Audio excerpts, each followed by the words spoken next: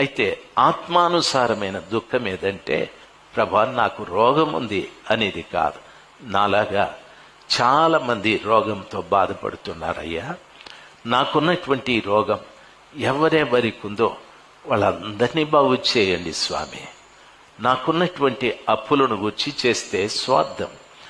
ఎంతో మంది అప్పులు చేసి బ్రతుకుతూ ఉన్నారు. వాళ్ళ అప్పులన్నీ తీర్చండి ప్రభా. వాళ్ళ అప్పులు తీర్చండి కాదు, అప్పులు తీర్చుకోవటానికి తగిన జ్ఞానం ఇవ్వండి. వారికి పని ఇవ్వండి. వారికి వచ్చిన డబ్బుని ఎలాగో ఉపయోగించుకోవాలనో ఆ బిడ్డలకు నేర్పించమని ఇతరుల కొరకు మనం చేసే ప్రార్థన నిస్వార్థమైంది. ఇతరుల కొరకు మనం చేసే ప్రార్థన ఆత్మానుసారమైన దుఃఖము అని వాక్యం సెలవిస్తారు.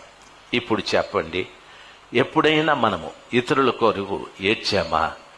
ఎప్పుడైనా మనము ఇతరుల కొరకు ప్రార్థించామా? మనమున్న స్థలంలో ఎందరో నీకు బాధలు చెప్తూ ఉంటారు, లేకపోతే నీవే ఇతరుల బాధల్ని చూస్తూ ఉంటావు.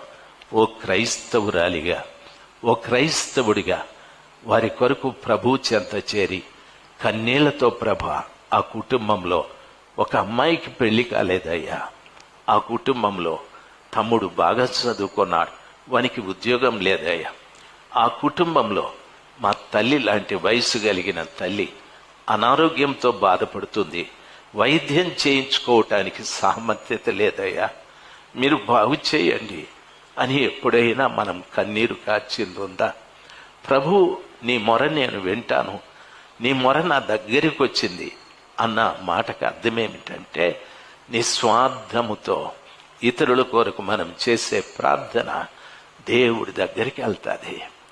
అది వెళ్తుంది. నువ్వు వెళ్ళవు, నువ్వు చూడవు, నీ మొర అక్కడికి వెళ్తుంది.